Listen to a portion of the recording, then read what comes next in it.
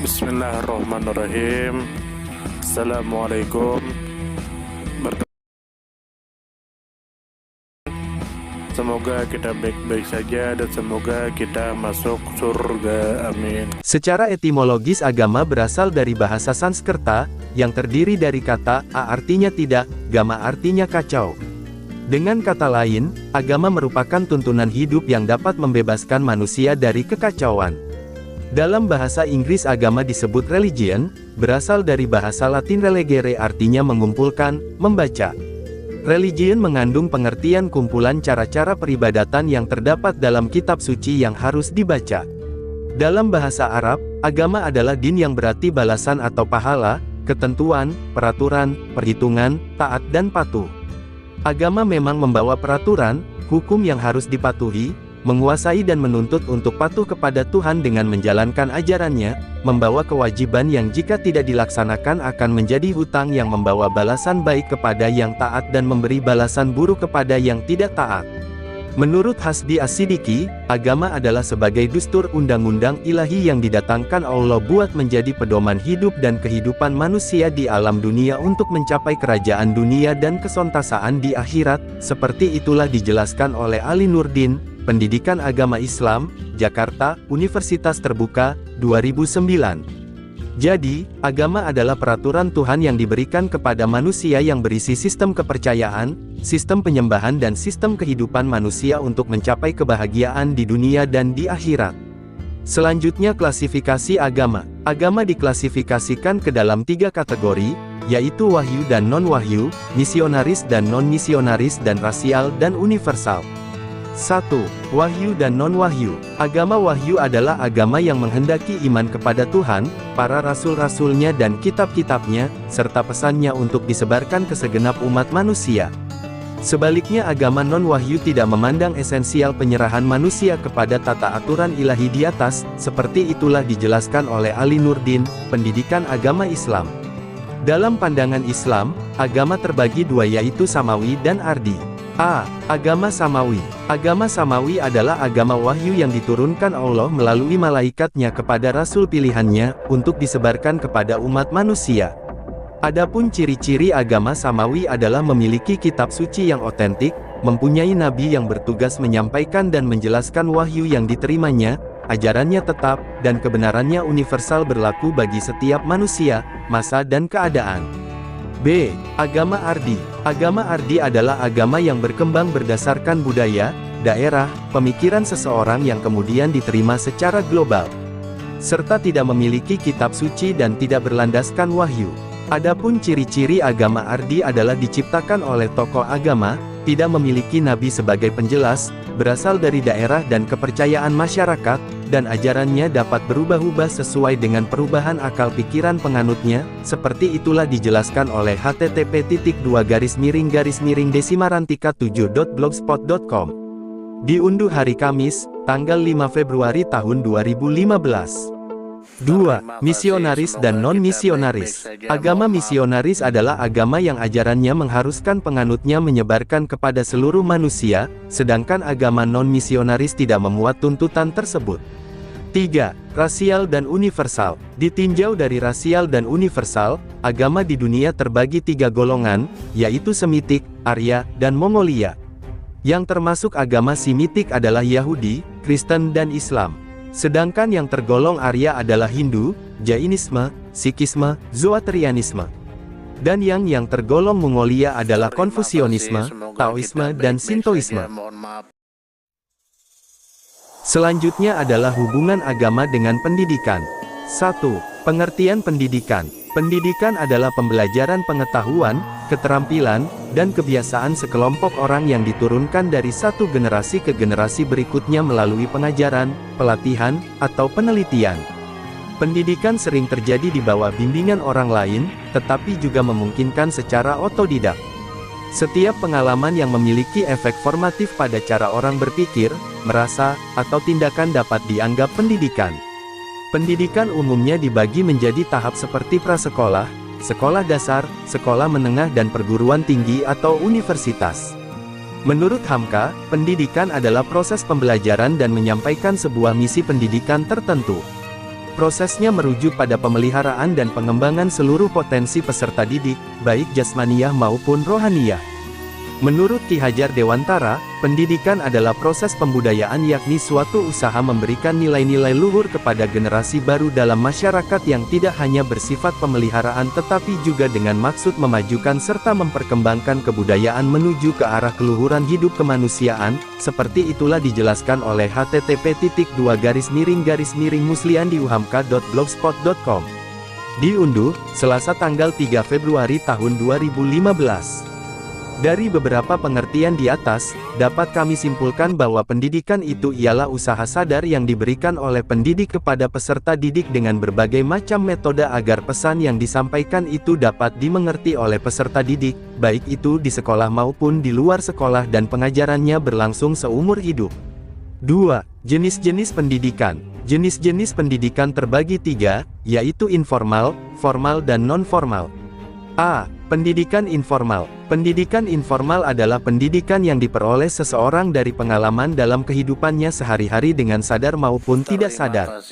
Pendidikan ini berlangsung dalam keluarga, dalam pergaulannya baik di dalam masyarakat, pekerjaan, maupun di sebuah organisasi.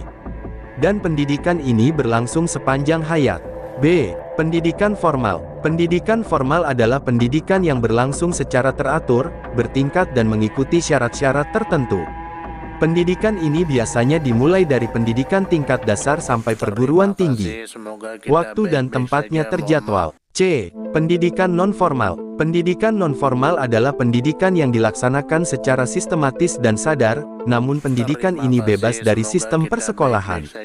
Misalnya privat, kursus dan lain-lain, seperti itulah dijelaskan oleh Dr. H. Abu Ahmadi, Ilmu Pendidikan, Jakarta, PT. Rineka Cipta, 2001. 3. Hubungan agama dengan pendidikan. Pendidikan sangat berkaitan dengan agama, bahkan agama merupakan landasan terpenting bagi pendidikan. Ilmu pendidikan berlandaskan agama mengandung makna bahwa agama itu menjadi sumber inspirasi untuk menyusun ilmu atau konsep-konsep pendidikan dan melaksanakan pendidikan. Teori pendidikan Islam berangkat dari Al-Quran dan As-Sunnah, sehingga ayat-ayat Al-Quran dan As-Sunnah Rasul itu dijadikan landasan dalam keseluruhan sistem pendidikan. Bila berbicara tentang agama maka tidak akan pernah lepas dari pendidikan. Agama selalu bersifat pendidikan karena di dalamnya ada transfer ilmu dan pengetahuan yang bersifat dogmatis. Lain halnya berbicara tentang pendidikan maka tidak selalu berkaitan dengan agama. Namun dalam proses pendidikan, maka pendidikan harus sejalan dengan agama dan saling melengkapi sehingga output yang diberikan oleh pendidikan bersifat menyeluruh, seperti itulah dijelaskan oleh http://musliandiuhamka.blogspot.com. Diunduh, Selasa tanggal 3 Februari tahun 2015. Lalu pembentukan manusia yang cerdas dan kompetitif tidak semata dilakukan hanya dengan transfer ilmu dan pengetahuan saja tetapi juga penanaman nilai-nilai moral yang sesuai dengan nilai dan norma yang terdapat di dalam agama. Hal ini dilakukan agar output pendidikan yang dihasilkan tidak hanya cerdas secara ilmu dan pengetahuan tetapi juga memiliki akhlak dan moral yang baik, karena akhlak dan moral inilah menjadi penyeimbang dan penggerak output pendidikan sehingga tidak lepas kontrol dengan hasil yang dicapainya. Adapun hubungan agama dengan kemanusiaan. 1. Pengertian kemanusiaan. Kemanusiaan adalah perasaan yang dimiliki oleh setiap manusia untuk mencegah kita dari perbuatan yang jahat atau menentang. Seseorang yang memiliki sifat kemanusiaan maka ia dapat dikatakan sebagai manusia sejati. Adapun manusia sejati yaitu manusia yang mampu membuktikan kepada dirinya sendiri bahwa ia sanggup menjadi pribadi manusia yang mampu mengemban amanat sebagai khalifah di bumi ini dan mampu berperan hebat demi hidupnya agar menjadi lebih baik, seperti itulah dijelaskan oleh http://www.lionelirfan arti kemanusiaan dan tanda hubung manusia tanda hubung sejati.com. Diunduh, Rabu tanggal 4 Februari tahun 2015. Adapun ciri-ciri manusia sejati yang memiliki jiwa kemanusiaan sebagai berikut. A. Beriman. Iman kepada Allah Sang Maha Pencipta disertai kepatuhan yang tinggi kepadanya dengan merealisasikannya dalam hidup dengan taat dalam menjalankan perintahnya dan menjauhkan diri dari larangannya. B. Selalu berpikir matang. sikap dan perilaku yang menunjukkan kemampuan berpikir secara objektif dan mampu mengendalikan prasangkanya serta terbuka akan kritik, saran dan koreksi dari siapa saja. Ini diwujudkan dalam perilaku yang dituntun oleh keseimbangan rasio dan emosi sehingga tidak mengikuti hawa nafsunya. C. Bekerja keras, cerdas, dan ikhlas. Sikap dan perilaku yang suka berbuat positif, tidak suka berpangku tangan, gigih dan sungguh-sungguh dalam mengerjakan segala sesuatu. D. Bertanggung jawab. Sikap dan perilaku yang berani menanggung segala akibat dari perbuatan atau tindakan yang telah dilakukannya. E. Berpikir jauh ke depan. Selalu memandang segala sesuatu untuk jangka panjang. Adapun segala tindakannya yang dilakukan selalu dipikirkannya tidak hanya untuk hari ini saja tetapi untuk esok dan masa depan yang lebih baik. F. Berhati lembut. Sikap dan perilaku yang menunjukkan kehalusan perasaan yang lembut terhadap keadaan orang lain. G. Sayang kepada sesama makhluk. Mempunyai perhatian kasih sayang kepada semua ciptaannya, dengan senantiasa bersikap yang mencerminkan manusia yang amat penyayang. H. Jujur. Mempunyai sikap dan perilaku yang tidak suka berbohong, ingkar janji, dan berbuat curang. Ia berkata apa adanya dan berani mengakui semua kesalahan. I. Mandiri. Mempunyai sikap dan perilaku yang lebih mengandalkan kesadaran akan kemampuan sendiri dan tanggung jawab sendiri. J. Menghargai orang lain dan karyanya. Selalu menghargai orang lain dan hasil karya dari orang lain tersebut. K. Menghormati orang lain. Mampu bersikap sesuai dengan etika kesusilaan dan mampu berbicara dan bersikap yang baik pada orang yang muda, lebih tua ataupun sebayanya. I. Disiplin waktu. Selalu disiplin dalam waktu, aktivitas, dan menghargai tata tertib yang berlaku dalam suatu norma apapun. M. Hemat. Mempunyai sikap dan perilaku yang menghargai dan memanfaatkan segala sesuatu, waktu, dana dan pikiran sesuai dengan kebutuhan serta tidak menggunakan sesuatu secara berlebihan. Ia mampu mengutamakan kebutuhan daripada keinginannya. N. Suka menabung. Mampu menyisihkan sebagian pendapatan demi kebutuhan hari esok dan masa depan. Mengantisipasi kebutuhan-kebutuhan yang harus dipenuhinya secara mendadak. 2. Hubungan agama dengan kemanusiaan. Watak universal agama terutama agama Islam tampil dalam wujud kemanusiaan yang adil dan beradab. Sebagai agama yang dipeluk oleh mayoritas penduduk Nusantara, semua gerakan yang bercorak Islam harus senantiasa mempertimbangkan dengan cermat dan cerdas realitas sosio-historis Indonesia, demi keamanan, kedamaian, dan kejayaan agama ini dalam mencapai tujuan mulia yang harus pula ditempuh dengan cara-cara yang mulia dan beradab. Jika kita berbicara tentang agama Islam dan kemanusiaan, berarti kita telah memasuki suatu ranah yang dalam dan luas. Peta masa depan Indonesia yang hendak kita bangun dan ciptakan haruslah demikian rupa, sehingga siapapun yang hidup di Nusantara ini benar-benar merasakan kenyamanan dan keamanan, karena prinsip keadilan berlaku untuk semua, tidak ada diskriminasi dengan pertimbangan dan alasan apapun. Karena mayoritas penduduk beragama Islam, tanggung jawab merekalah untuk menciptakan sebuah Indonesia yang adil dan berwajah ramah menjadi sangat besar pula sesuai dengan jumlah mereka yang besar. Tetapi tanggung jawab itu akan sukar dilaksanakan jika kualitas umat Islam masih di bawah standar, miskin, kurang terdidik, dan sempit hati. Sebagian malah menganut doktrin, ingin cepat mati karena tidak berani hidup, sebuah doktrin orang gelap mata, seperti itulah dijelaskan oleh Ahmad Syafi'i Marif, Islam dalam Bingkai Keindonesiaan dan Kemanusiaan, Bandung, Mizan, 2009. Manusia tidak beriman pun harus dilindungi oleh negara selama mereka patuh kepada konstitusi dan hukum positif yang berlaku di Indonesia. Ketentuan serupa juga berlaku bagi mereka yang mengaku beriman. Tidak ada hak negara untuk menghukum seorang yang tak beriman, selama ia tidak melanggar undang-undang yang berlaku.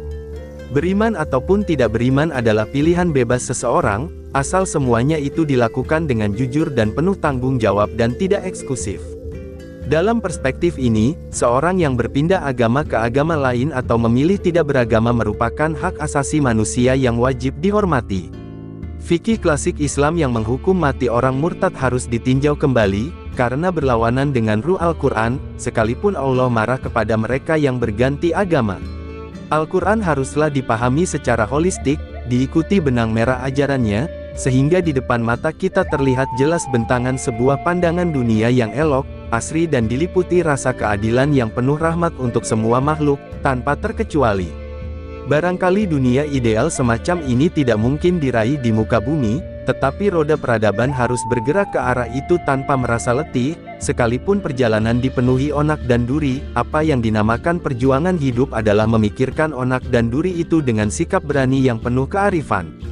Manakala umat Islam mampu menampilkan rona kehidupan yang syarat dengan nilai-nilai kemanusiaan, itulah hakikat dakwah yang menghidupkan. Seperti itulah dijelaskan oleh Ahmad Syafi'i Marif, Islam dalam Bingkai Keindonesiaan dan Kemanusiaan.